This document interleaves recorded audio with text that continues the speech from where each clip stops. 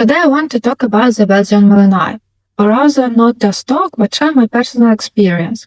This video is about real life with this breed, expectations versus reality, everyday observations and a few common myths. Let's make one thing clear from the start. I don't own Malinois kennel. I don't have extensive professional experience in breeding or raising Malinois, and I am not trying to promote or criticize this breed for advertising or anti-advertising purposes. I also don't intend to challenge often to devalue the opinions of professional breeders, trainees, or other experienced specialists. The goal here is simple: to share my observations and personal experience in an accessible way, both for people who are considering this breed and for owners who already live with a Malinois and want to compare notes. Let's start with a simple but important point. The Malinois is first of all a dog, with all consequences that come with it. Not a cat, not a monkey, not a parrot.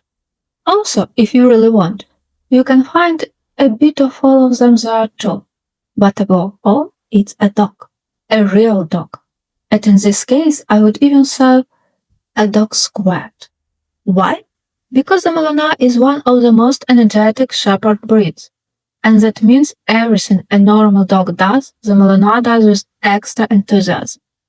If a regular dog likes to lick his owner to show affection, a Malinois will do it anytime he can reach you. And if he cannot reach you, he will climb somewhere to fix that. Whether it's convenient for you or not is, frankly, your problem. The dog decided this is how it shows emotional attachment. Resistance usually doesn't change much. Like all dogs, Malinois love to play. Tug toys, rags, hands, sleeves, nothing new here. But for Malinois, this kind of play isn't just fun. It's peak enjoyment, pure bliss.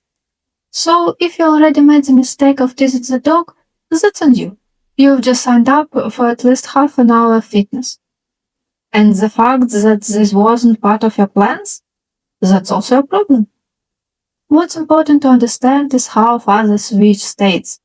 One moment hugs and licking, the next jumping, biting, wrestling, and then right back again. This transition happens instantly, and it can repeat many times in a very short period. Because of this, it's not a good idea to let very young children play with the Malinois without supervision. Not because the dog is aggressive, but because of enthusiasm. Without any bad intention, a Malinois can knock a child over, scare them with a playful bite, or overwhelm them with overly active licking, sometimes to the point of complete disorientation. It's not malice, it's energy. When a small dog, a Pekingese, a poodle, or a mixed breed, barks at passing cyclists or scooters, it can look funny. With a Malinois, it's not funny. The herding instinct can easily work against you. Their decision-making speed is often faster than yours. Add to that the ability to accelerate up to around 60 km per hour in seconds, and by the time you open your mouth to say no, your dog may already be chasing someone on the other side of the block, possibly knocking over fences, signs, and start pedestrian along the way. The same or worse applies to cars. The Malinois noisy moving objects often look like a hut that needs to be controlled. That's why it's critical to teach clear stop commands from a very young age, even though this is not easy with a young Malinois. The owner has to stay alert at all times and be the emergency brake for their dog. For the same reason, walking a Malinois should never be delegated to children or untrained teenagers. That same herding instinct can also cause the dog to bark at family members who suddenly move away from the group during a walk. It can look funny, but the noise doesn't always amuse people around you. When it comes to strangers and other dog entering close personal space, caution is also necessary. Territorial and guardian instincts in this breed are strong, and their reaction can be fast and decisive. Free roaming should only happen under close supervision, preferably in enclosed areas, secured in fields, or out in nature. And all proper socialization isn't optional. Most Malinois, especially those from work lines, love active interaction. And the more it resembles confrontation, the more enjoyable it's for them. Running after a ball or swimming for a frisbee is fine. But dog games, bite toys, sticks, sleeves, even protective suits, it's a completely different level of satisfaction. And yes, socks, slippers, gloves, and other personal items often work just as well. If you sum all of this up, the Malinois has an abundance of exactly those qualities for which humans once domesticated and selectively bred wolves. Whether you actually need all of that in such concentration is a rhetorical question. But if you already decided to bring such a character into your home, you'll need patience. And you should be prepared for one thing. For the next 10 years, boredom will not be part of your life. Now let's move on to some common myths. One of the most common myths is that Malinois are fearless. Actually, no. Just like any intelligent and well-balanced animal. I would just say they're overdriven, overconfident, competitive. Look what can I do? No, look how it should be done. That's the mindset. If you try to force a puppy to jump over a high obstacle, climb onto a roof, or leap off ledge over a river, as is often shown online, there is a good chance the dog will just bark at you and refuse. The first few times you should demonstrate what you want. And if you lead by example and gradually raise the stakes, your Malinois will follow you. Into the water, into dark caves, up a tower, if there is a reason. What's important to remember, excessive drive, especially in yachts, doesn't always lead to good outcomes. This applies to both animals and people. That's why basic safety rules matter. Don't leave windows open in cars, on balconies, on terraces. Prevent situations where the dog can uncontrollably jump over fences while wearing a collar or leash. Make sure there is no opportunity to fall into pits, construction sites, or other hazards. These things may sound obvious, until they aren't.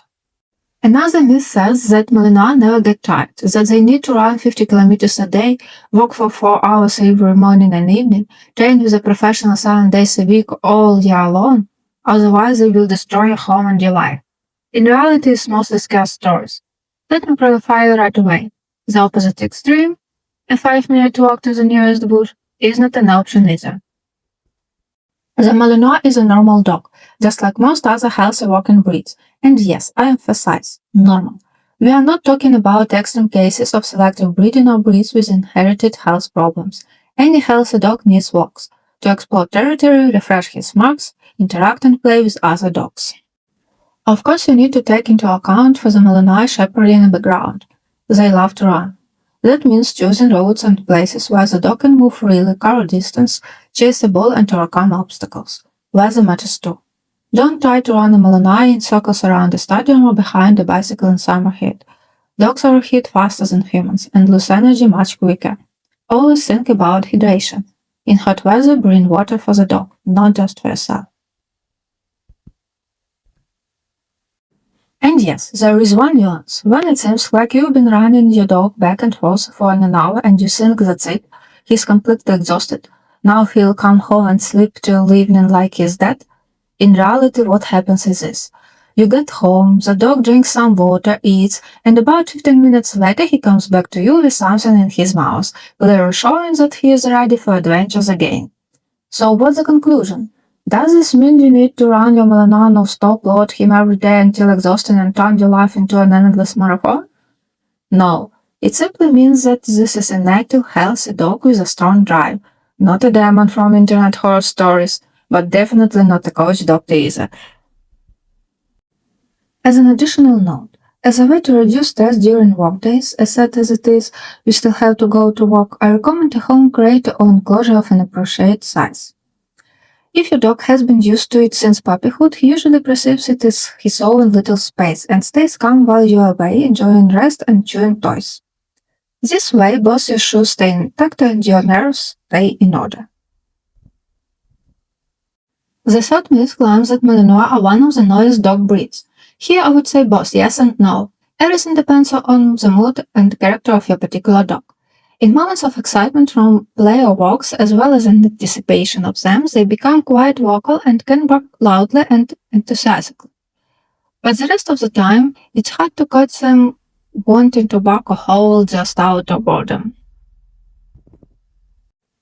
There is also another common claim that Malinois are super smart, almost prodigies in the dog world. Yes, undeniably they can be called intellectually gifted and quick-witted. They are capable of remembering the names of objects, understanding commands in several languages at the same time, and playing puzzle toys. But you shouldn't expect a dog automatically do everything you want, like dancing on two legs or bringing you beer, snacks, and slippers. The dog can very well bring you slippers, but purely for his own reasons, because having intelligence also means being able to make decisions in one's own way and having individual personality traits. And who your dog will grow into depends, among other things, on you, your capabilities, your patience, and your willingness to learn how to interact yourself and to teach your dog to perform certain actions. What else can be added to common opinions about coat and smell? Almost all dogs, without exception, have their own specific smell. Short-haired dogs usually smell less than long-haired ones. As for Malinois, I would say this. They do have a smell, but compared to other shepherd breeds, it's practically minimal. You can only notice it when you are very close to the dog. Moreover, a white Malinois after rain or swimming doesn't change its smell at all, unlike, for example, German Shepherds, which is an undeniable advantage of this breed. About the coat, it exists the length is below average but not as short as in bull-type breeds, and due to mostly light coloring, it's noticeable on furniture and clothing, especially during autumn and spring shading periods, so a robot vacuum will come in handy. What's the bottom line? This is very interesting and attractive, thought somewhat challenging dog breed. I would put it this way, the Malinois is a dog, but at the same time, it can be a monkey, a cat, or a parrot in one role or another, depending on your mood or his. But what cannot be taken away from him is his selfish devotion to his person, someone he is ready to follow into fire, water, the sky, the garage, on hikes, fishing trips, and the ends of the earth, as long as it's together. You definitely won't be bored with him, and how bored he will be depends on you. Something like that?